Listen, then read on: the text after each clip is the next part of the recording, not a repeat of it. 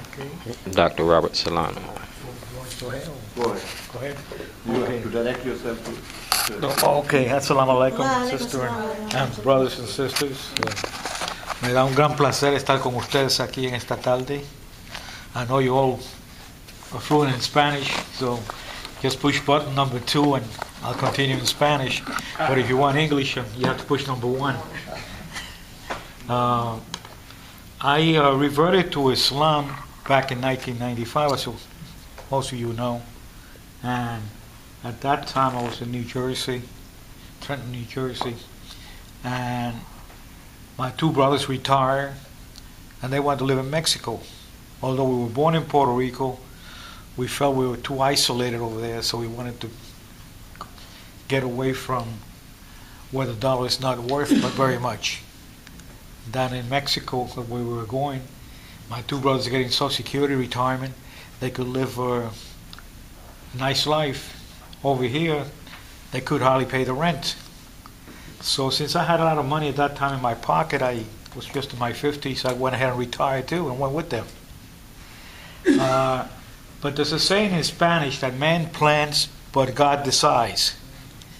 And my brother got into a car accident in Matamoros, Mexico, which is just across the river from Brownsville, Texas. And my Renault R16 was giving me car trouble. So I went to the car dealer. They told me it'd be a few days before I get a repair. And my brother got into an accident, so he had to have his car redone.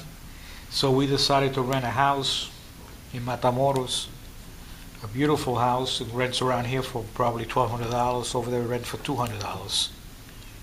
This is going back to the 1990s now.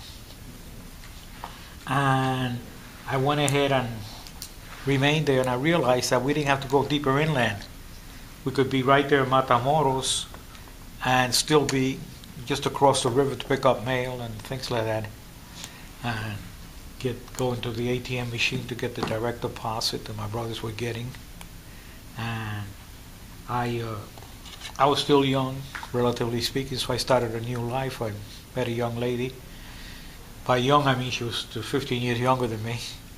And we have 2 little girls. The smallest one is Aisha, the youngest wife of the Prophet.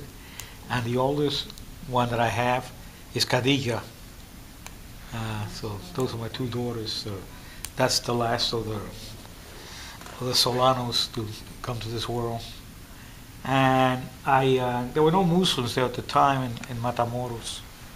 So I started talking to people, but most of the talking developed around teaching them what Islam was about, rather than teaching them that they should become Muslims, since that's a decision that the individual would have to take upon themselves. And I would concentrate on Surah 19. You all know what Surah 19 is, Miriam, and here in the Quran and Holy Quran.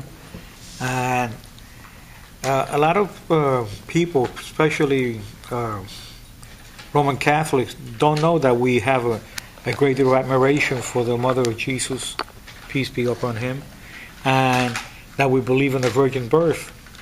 So they're very interested to know that. And once you read to them a little bit, you do like the Jehovah's Witnesses do, you read to them a little bit of the holy text, and then they get interested and they want to have one. So you make sure that since they're not Muslims, you give them one that's not in Arabic, no Arabic at all. It's either all in Spanish or all in English. And you explain to them that it's a translation or an interpretation, that the actual book of Islam is in Arabic.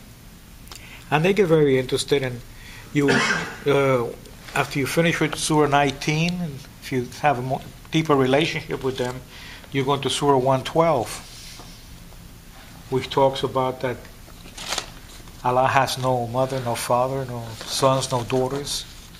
So you basically introduce them into the concept of Islam right there.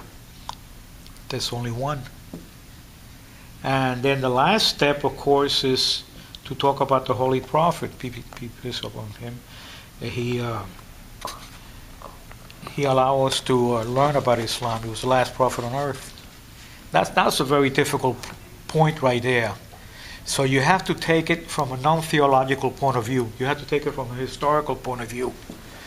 Most Hispanics, although we have African, Indian blood in us, most of us consider ourselves to be from Spain, one way or another, either with the language or the Catholic religion or something. Our tie is to Spain. So you start talking then about Spain back in 1492. In 1492, Columbus was going to come to the New World. Well, he didn't know it was a New World. He was just going to come to the Indies, which is now Indonesia. At that time, Spain was in a real war, civil war, with the Muslim world.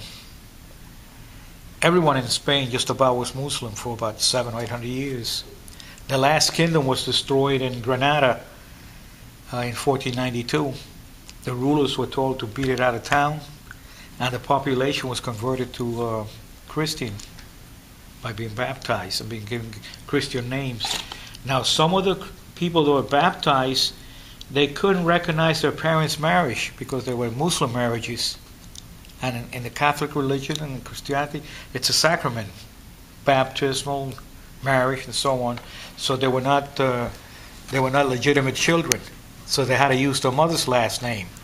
That's why you see some of the Spanish explorers, actually over half of them, only have one surname.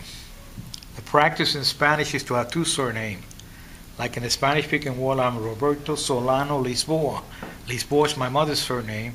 Solano is my father's surname. My father was Juan Alejandro Solano Arizaga. Arizaga was his mother's surname. But then you get to Pizarro. He only has one last name. You get to, just about half the explorers you can think of that discovered the Soto, discovered the Mississippi. Now you say, how about Juan Ponce de Leon? He's got two surnames. Yeah, he got two surnames because the king allowed him to use a second name. He's